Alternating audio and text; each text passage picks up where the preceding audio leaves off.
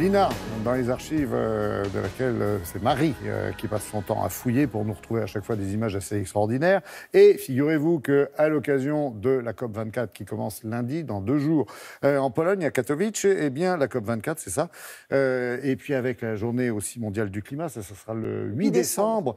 Et là, elle s'est dit, tiens, je vais me renseigner pour voir comment on traitait ces préoccupations climatiques il y a quelques dizaines d'années, on va dire. Et il y a 40 ans, c'est ça. Il y a 40 ans, ils étaient plutôt sceptiques. Ils ne s'intéressaient même pas vraiment... Pas tout le monde, mais il y en avait quelques-uns quand même. La protection de l'environnement, ce n'était pas leur truc. Et c'est vrai qu'il y en a un en tout cas, qui s'est déclaré, en tout cas, qui a tenu des propos en 1979, exactement. C'était lors d'une émission de télévision. Peut-être vous vous en souvenez, Laurent. C'était...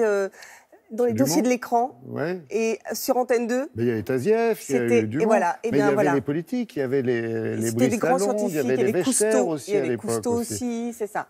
Et donc, Haroun Tazieff, en 1979, il déclare en fait qu'à l'époque...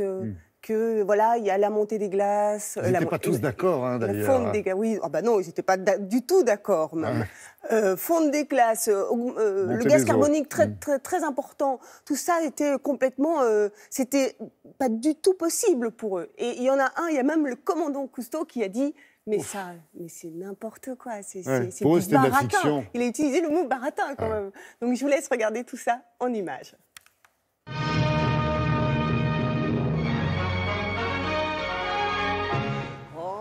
Je ne sais pas s'il n'y a pas quelque chose de là-haut qui nous a un petit peu chamboulé. Moi, je crois une chose, que depuis, il y a tout ce qui vole en l'air, qui l'ont un peu détraqué un peu le temps. À mon avis, c'est effectivement un bouleversement climatique et qui continuera encore. Bon, Albert Simon, on peut dire que tout est pourri en ce moment? Non, je ne crois pas du tout. Je crois qu'il y a des années qui sont comme ça et d'autres qui sont comme ça. Il faut regarder en arrière. On peut retrouver par exemple qu'en 1907, il avait neigé en Corse le 9 juillet.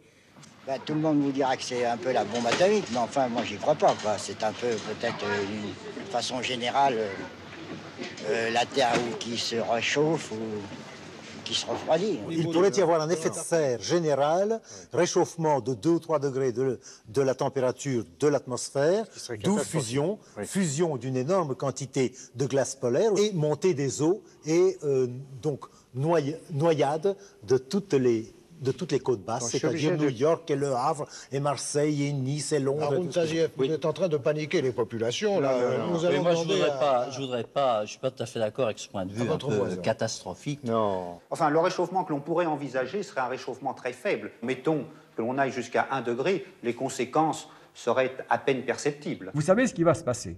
Eh bien, nous allons bientôt manquer de l'eau.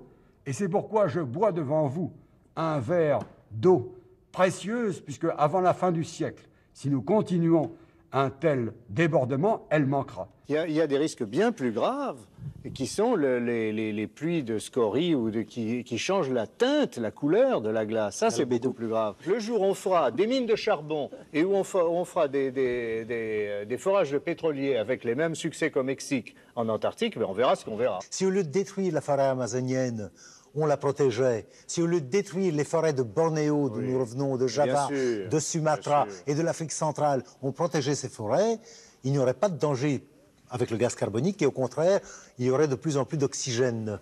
Mais on ne le fait pas, on ne protège pas et pour faire des profits colossaux, on massacre nos forêts. Voilà. Je crois que j'ai entendu dire, oui, que les saisons étaient plus accentuées que maintenant. Oui, je pense qu'il fait beaucoup moins froid.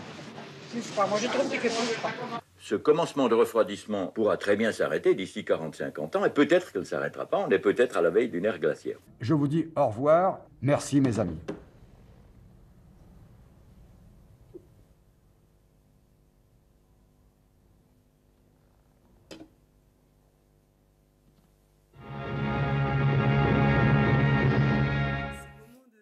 Extraordinaire, hein, vous ne trouvez pas, Laurent? Oui, avec le verre d'eau, mais à l'époque, on a pris conscience effectivement de la menace. Tout le monde ne l'a pas pris au sérieux, mais quand même. Non, mais l'idée, c'est qu'il voulait justement bousculer un petit peu les mentalités et il a plutôt réussi. C'est vrai qu'il a été vraiment le pionnier, le premier à se présenter comme candidat aux élections présidentielles. C'était en 1974. 1974. Il a vraiment lancé...